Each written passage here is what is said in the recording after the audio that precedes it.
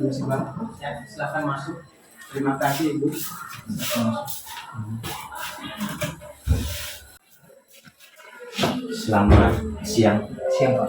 Gimana kabarnya hari ini? Siap, Pak. Oh, sehat ya. Ya. Nah, jadi kenapa saya panggil di ruang BK? Nah, tentu sudah saya beritahukan sebelumnya bahwa kegiatan dalam layanan individual kepada anak kami atas nama Raymond rupanya terindikasi masalah ini masalah pribadi ya. Dan tentu sebagai guru BK berinisiatif untuk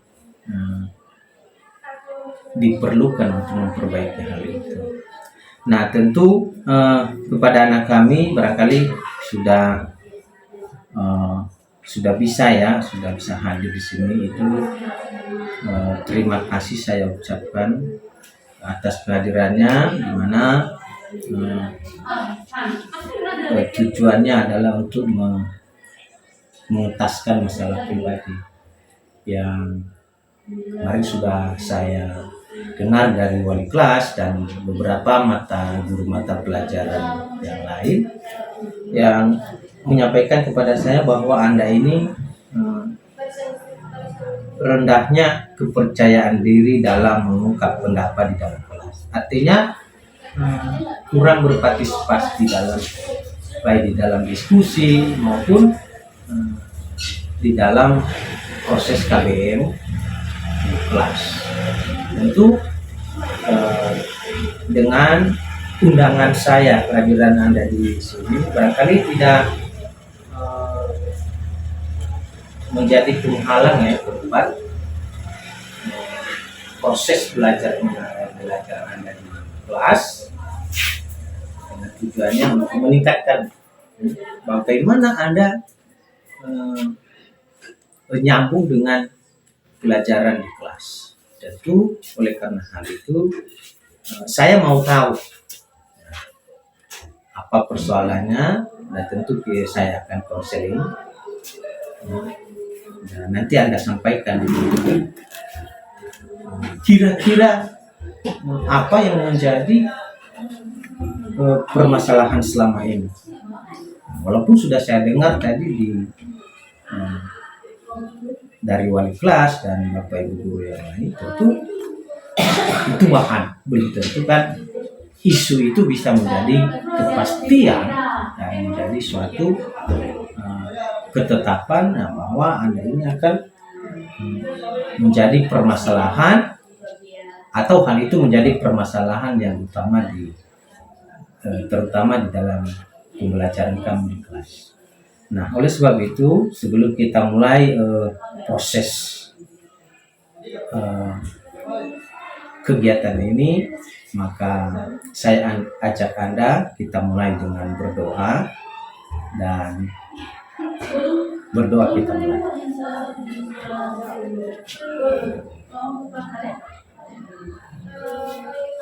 Berdoa selesai. Nah, baik Raymond, saya kira sudah jelas ya. Boleh nanti Anda ungkapkan. Ini. Nah, jadi Raymond, bisa Anda sampaikan kepada saya kenapa kira-kira sejauh mana pemahamanmu tentang informasi yang sudah saya terima ini? Apakah benar Anda ini pasif di dalam belajar? Artinya silakan sampaikan, dan saya kira ini nanti akan kita rahasiakan, dan saya jaga sebagai konselor itu menjaga kerahasiaan informasi dari siswa. Jadi barangkali jangan sungkan-sungkan ya seperti itu. Artinya sampaikan saja. Ya mungkin kalau ada pengaruh dari rumah, barangkali ya nanti Anda sampaikan. Karena kenapa?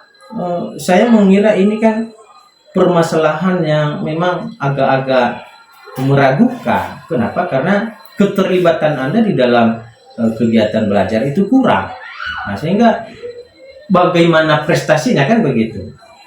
Kalau misalnya Anda tidak terlibat, baik di dalam kegiatan-kegiatan di dalam kelas, mengerjakan tugas di dalam kelompok, tentu kan kita akan memberikan alternatif tertentu ya untuk membangun ya kegiatan kita itu di kelas. Itu pentingnya suatu Anda itu bisa berpendapat. Jadi silakan nanti Anda sampaikan. Kira-kira apa yang memang menyebabkan Anda itu seperti itu, sepertinya pasif ya di dalam berdiskusi. Silakan sampaikan. Jadi Pak, yang sudah Bapak sampaikan tadi, yang sudah Bapak sampaikan tadi tentang isu-isu dari wali kelas kami, terus Bapak Ibu guru yang mengenal pelajaran yang lain, memang benar Pak.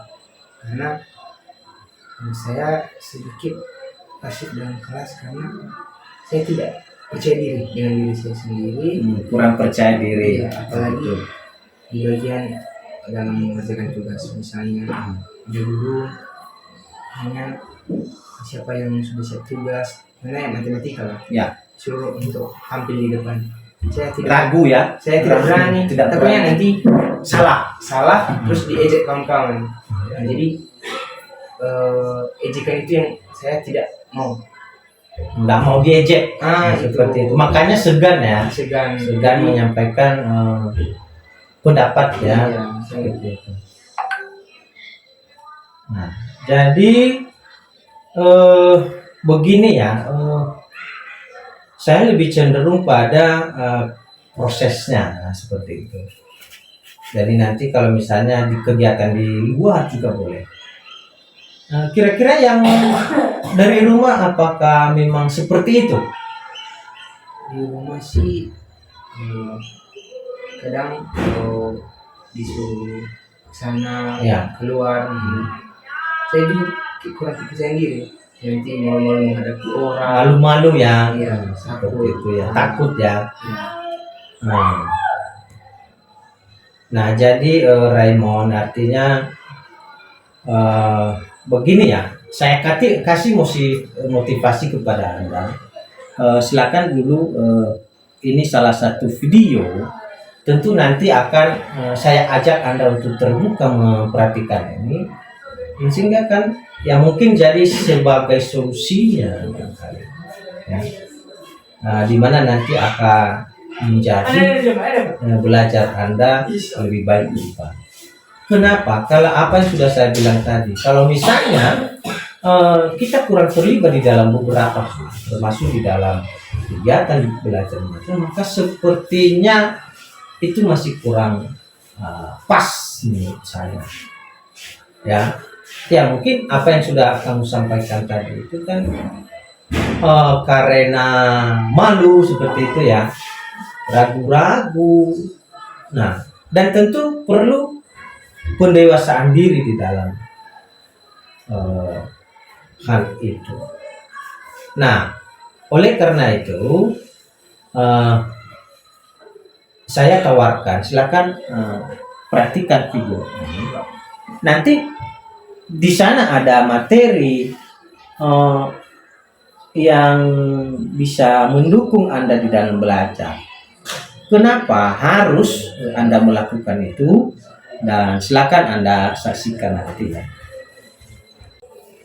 Halo, assalamualaikum. Kembali lagi bersama saya Putri Lutiana. Pada kesempatan kali ini kita akan sama-sama membahas materi tentang berpendapat dengan judul Aku Berani Berpendapat. Sebelum tahu apa sebenarnya pengertian dari pendapat, saya mau tanya nih sama teman-teman sekalian. Teman-teman merasa sering banget gak sih menyalurkan pendapat? Kalau iya berarti kamu hebat banget. Atau kamu masih malu-malu mengungkapkan pendapat? Gak apa-apa, kita akan coba berlatih pendapat mulai dari sekarang. Oke, yang pertama itu ada pengertian dari pendapat sendiri. Jadi berpendapat itu apa? Tentang sesuatu hal terkait sama hal yang sedang dibahas saat itu. Jadi, apa kamu udah berani buat berpendapat sekarang? Nah, di sini saya mau kasih tahu sama teman-teman sekalian bahwa ternyata berani berpendapat itu punya manfaat dan itu penting banget. Yang pertama itu adalah dapat menyampaikan ide dan gagasan di depan orang banyak dan itu kelihatan keren banget. Lalu pendapat perihal benar atau salah itu urusan nanti, yang penting kita berani. Oke, di sini saya mau ngasih tips biar teman-teman sekalian berani buat menyampaikan pendapat di muka umum. Yang pertama adalah menguasai materi atau apa yang akan disampaikan. Nah, jadi Raini, ini sudah diuraikan. Barangkali salah satunya ini ada hubungannya dengan masa depan. Kenapa kita harus mampu berpendapat dalam diskusi dan di dalam segala segi kegiatan? Itu salah satunya tadi yaitu mendukung karir. Ini sudah disampaikan di dalam video, yaitu mendukung karir ke depan. Apa itu karir? Tentu nanti kemudian kelak, nah kalau misalnya Anda sudah lulus, maka Anda harus pilih karirnya seperti apa. Nah, misalnya bekerja sebagai manajer apartemen misalnya, tentu kan Anda harus benar-benar berpartisipasi aktif di dalam manajemen itu. Nah, itu gunanya sebenarnya. Jadi untuk mendukung dan mengembangkan karir ke depan. Ya memang kalau sekarang belum ada target bahwa salah satu yang harus Anda pahami adalah tentang karir menuju masa depan. Nah, kalau misalnya pada masa sekarang, ya mungkin belum terasa hal seperti itu. Apa itu karir, ya kan? Apa itu pekerjaan? Nah, sehingga nanti di kemudian hari, biar mantap dulu Anda, silakan Anda belajar di sekolah ini, ya, dan bertukar pikiran. Tentu nanti Anda harus berlatih seperti itu, ya. Dan jangan ragu dan takut, ya kan? Ya mungkin karena motivasi, ya semangat, ya biasa lah itu. Atau misalnya terlalu pasif, ya memang ya sebenarnya sudah ada di dalam benaknya, tapi tidak bisa mengungkapkan. Nah, bagaimana cara kita? Tentu kita tahu dulu, kita pahami apa itu artinya dan tentu apa itu fungsinya. Tahu tujuannya kita berpendapat itu seperti apa. Misalnya di dalam diskusi, justru Anda berpendapat itu atau bertanya itu misalnya karena memang benar-benar tidak mengerti sama sekali. Boleh Anda sampaikan di sana menggunakan pendapat. Nah, begini misalnya pendapat saya Bapak Ibu, nah silakan sampaikan. Nah, sekarang bagaimana Anda harus berani menyampaikan hal demikian? Sebenarnya bukan tidak berani. Ya, ada potensi, cuman melakukannya ya kan. Sudah ada berani di dalam diri, tapi melakukannya sekarang. Nah, itu persoalannya.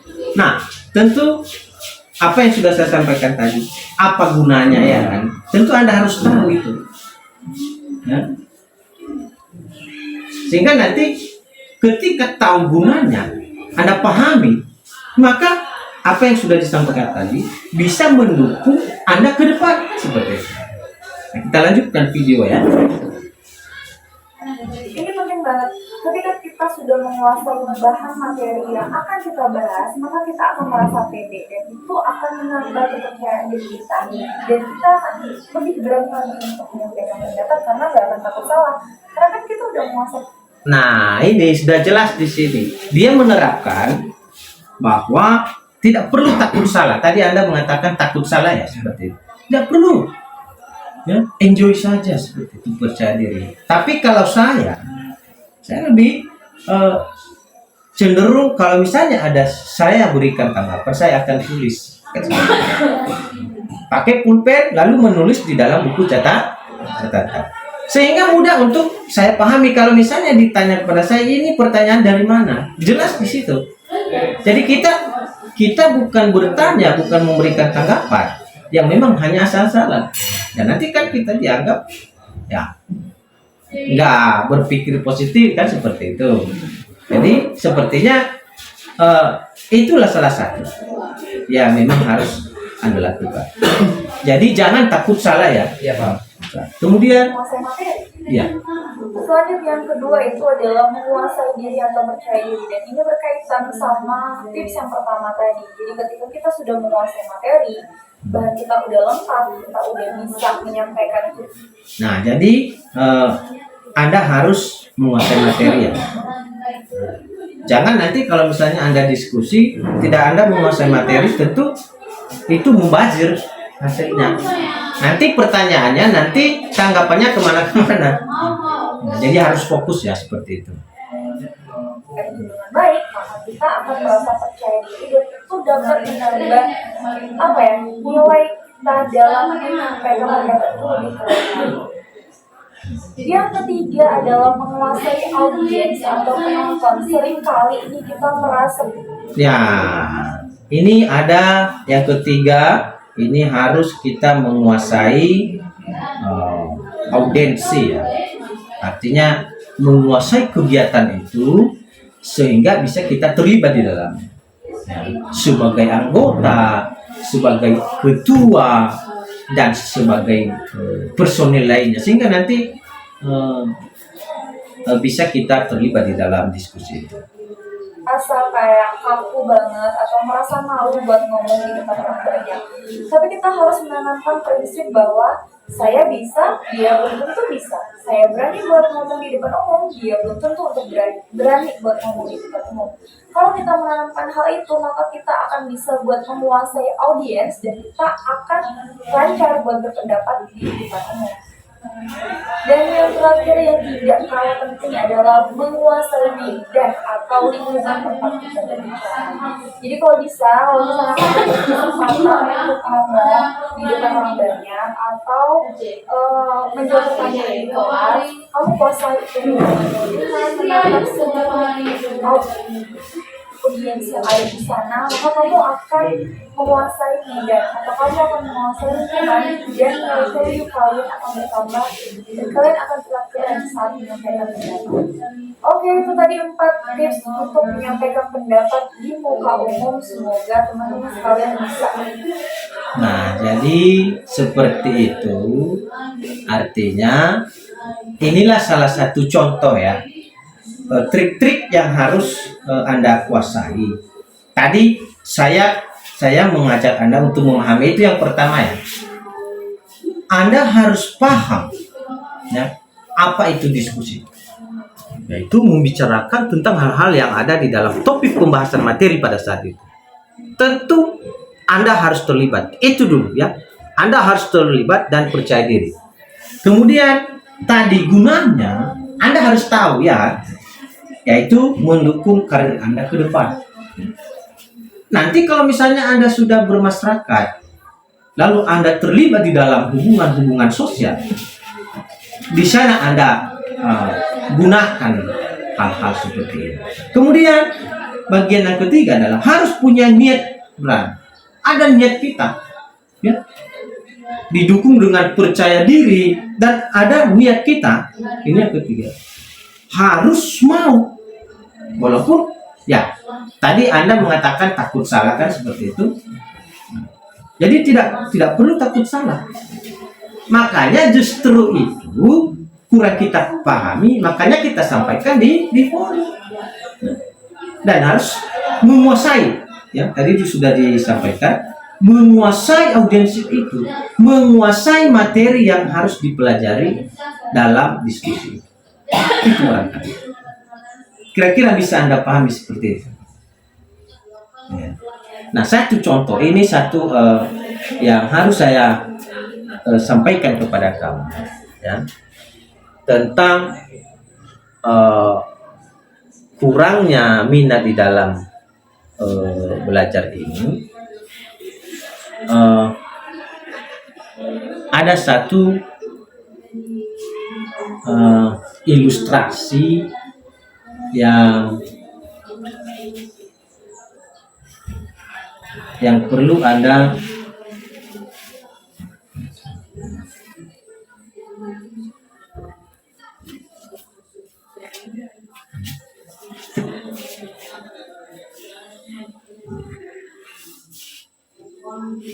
Oke.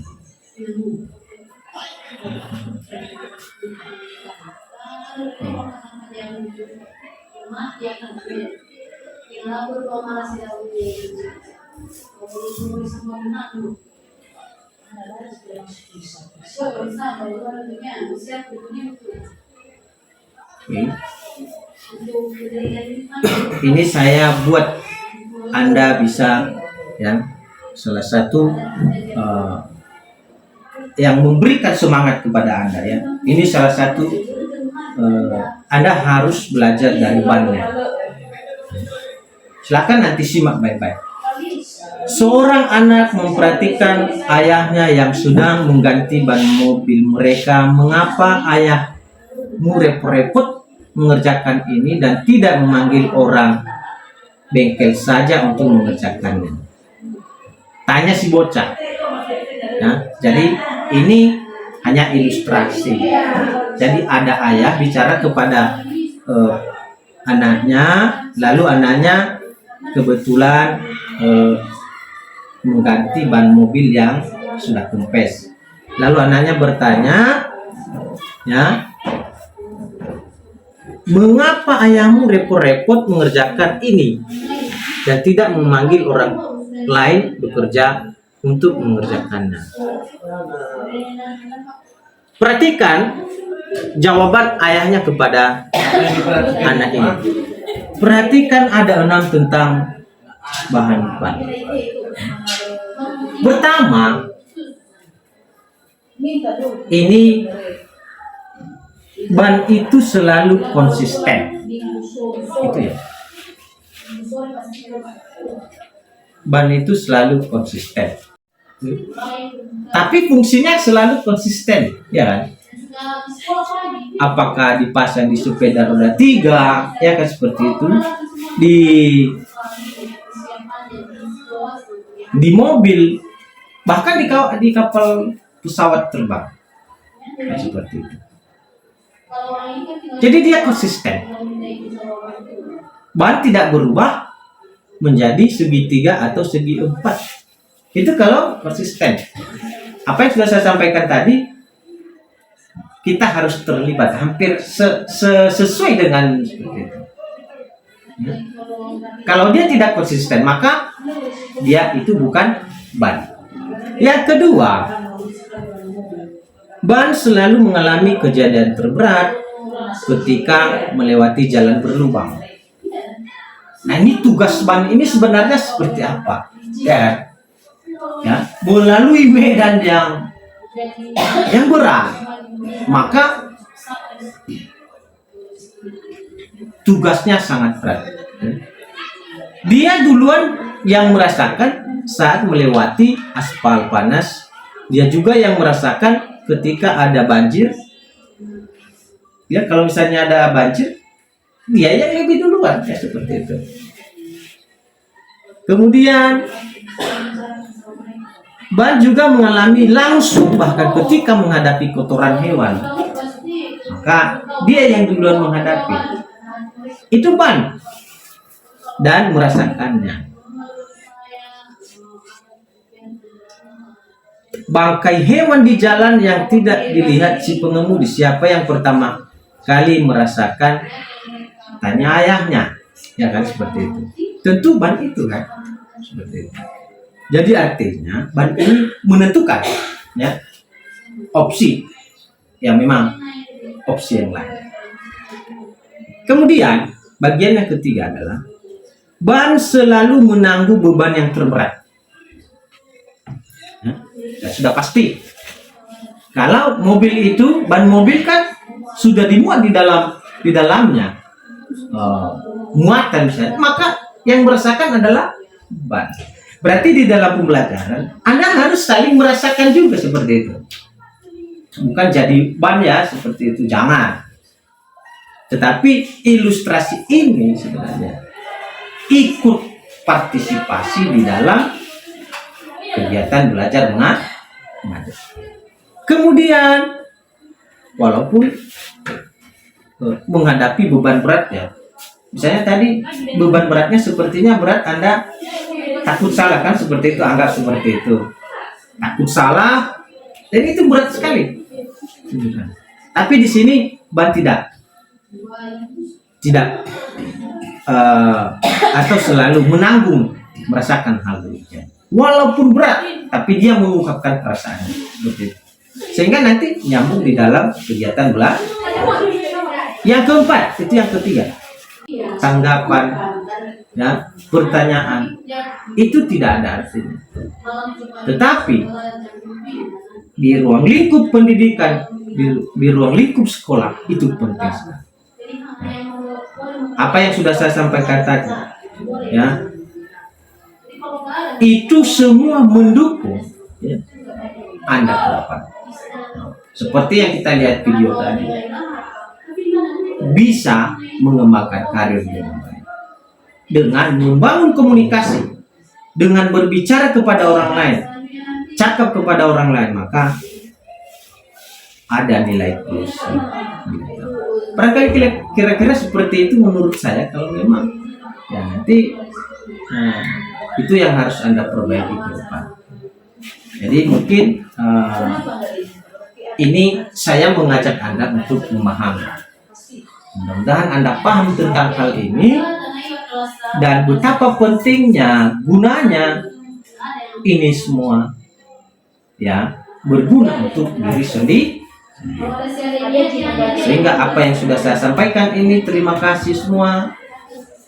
Walaupun saya berbicara terus, dan Anda harus benar-benar punya konsep, ya, dan paham tentang pendapat itu.